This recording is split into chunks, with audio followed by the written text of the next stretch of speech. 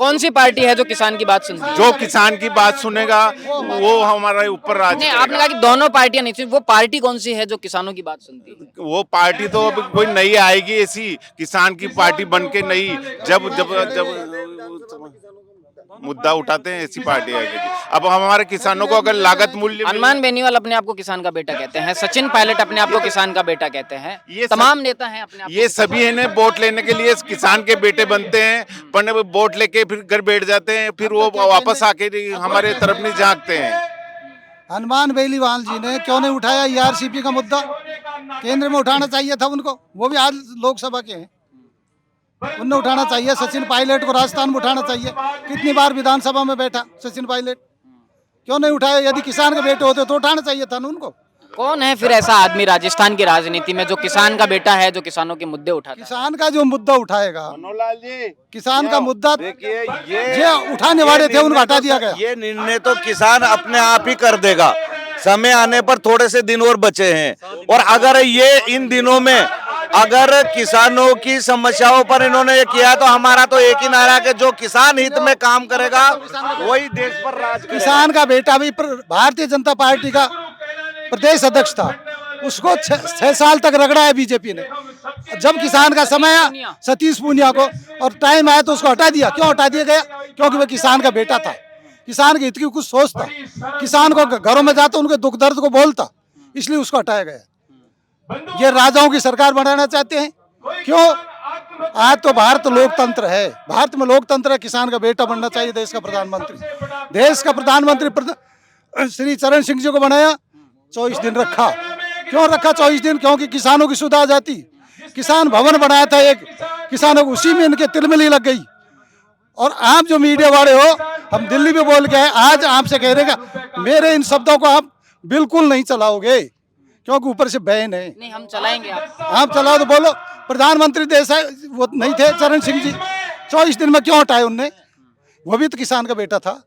75% किसान है इस देश में, क्या 5 वर्ष नहीं रह सकते थे इस देश के प्रधानमंत्री? क्यों हटाया उनको?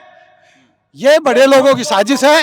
केवल किसान को जमीन को खरीदना चाहते हैं और किसान को हमेशा मजदूर बनाकर। राकेश टिकैत के बारे में क्या सोचते हो आप? किसानों के बड़े नेता हैं। राकेश टिकैत जो है उसने जो चलाई थी, तीन बिलों का मुद्दा उठाया था, वो एक मुद्दा ऐसा था कि आज किसानों के बड़ी बड़ी कंपनी 10,000 कंपनियां बनाई थी गवर्नमेंट ने। वो 10,000 कंपनियां किसानों की जमीन को गिरवे रखती, गिरवे रख करके और वही किसानों में मजदूरी कराते। इसलिए टिकैत का मुद्दा बहुत सत्य था और इसीलिए उसको सफलता मिली, जिसमें 600 किसान मर गए।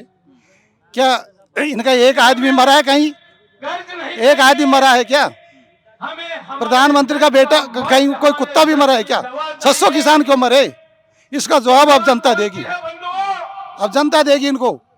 सरकार किसानों के विरोधी है तो इस देश में शासन नहीं करेंगे, ये मेरी भविष्यवाणी है।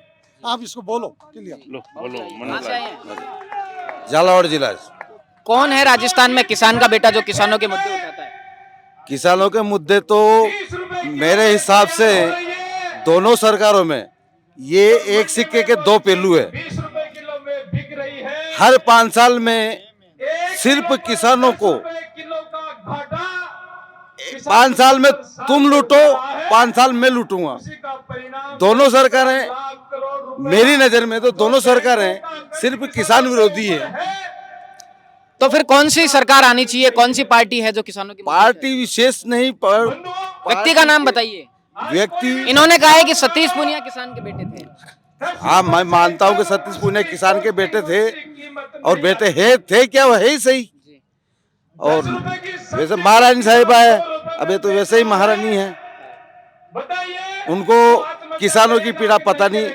और वर्तमान में जो मुख्यमंत्री वो भी किसान पुत्री था, अशोक गहलोत। क्या है ही सही, मगर उसको भी किसान की पीड़ा पता नहीं है। अशोक गहलोत तो कहते हैं कि उनके पिता जादूगर थे। अब वो जादूगर होंगे और उनको भी जादूगर ही कहते हैं।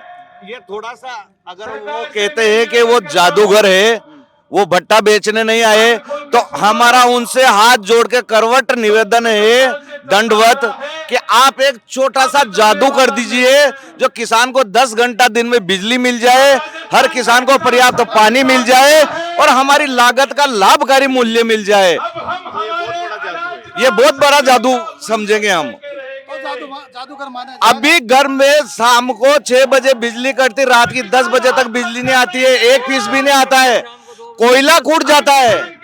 बड़ी बड़ी जो सिटियां हैं आसपास वहां पर कोयला पर्याप्त है। अभी एक चीज बताइए, सरकार महंगाई राहत कैंप लगा रही है किसानों को राहत देने के लिए, आम जनता को राहत देने के लिए। आप भी गए होंगे महंगाई राहत कैंप में, किस तरह से काम हो रहे हैं वहाँ पे? अच्छी तरह हो रहे हैं, किसी किसान के बिल माफ हो रहे हैं, किसी किसान नहीं, को महंगाई राहत कैंप में क्या हो रहा है? वहाँ भीड़ बहुत लग रही है। वहाँ लोग यूँ सोचते हैं कि हमारा नंबर नहीं आएगा, हमारा नंबर नहीं आएगा, और वोट जाके वो पंजीकरण करा रहे हैं। वो सारे आंकड़े मौजूद हैं। फिर भी वो जाके वो करवा रहे हैं। आप गए थे? मेरी ना, मैं गया था, मैं भी, हाँ। और मेरी पंचायत में भी लगा था राहत कैंप, लेकिन सिर्फ ये किसानों को और आम जन को केवल गुमराह करने और परेशान करने जैसा समझ में आया मेरे को। सिर्फ उनको गुमराह किया जा रहा है और कोई किसी प्रकार की कोई राहत नहीं। बताइए, महंगाई राहत कैंप में गए थे? महंगाई राहत जो पहले योजना थी सरकार की, वही योजना है, लेकिन उनको ये दिखाने के लिए, एक नाटक दिखाने के लिए कि हमने किया है, अपना ठप्पा लगाने के लिए ये किसान को गुमराह। तो किसान एक स्वावलंबी है, किसान किसी का भिखारी नहीं है, किसान मजदूर करके भी खाने वाला है, लेकिन उसको सुविधा क्या चाहिए? पानी चाहिए, समय पर खाद बीज चाहिए और अच्छे बच्चों के लिए अच्छे स्कूल चाहिए। मैं आपको एक निवेदन और करता हूँ, ये बात को मैं ज्ञापन भी दूंगा सरकार को कि अब जो महात्मा गांधी अंग्रेजी मीडियम स्कूल जो सरकार खोल रही है, उनमें किसान का बेटे को इतना बेवकूफ़ बनाया जा रहा है। हिंदी मीडियम के व्यक्ति क्या इंग्लिश पढ़ाएंगे? पढ़ा सकते हैं क्या? किसान के साथ में बहुत बड़ा धोखा है।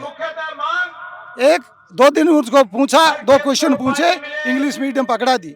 9th का बच्चा, पहले 2 साल का कोरोना लग चुका, उसमें बच्चा को ज्ञान पूरा हुआ नहीं और उसको इंग्लिश मीडियम दे रहे हैं, बेवकूफ़ बना करके दे रहे हैं, लॉटरी खोल के दे रहे हैं, अब बेवकूफ़ बनाया जा रहा है। इसलिए मेरा निवेदन है कि मुख्यमंत्री साहब से, आपके माध्यम से मैं कह रहा हूँ, मुख्यमंत्री साहब मेरे निवेदन को सुने।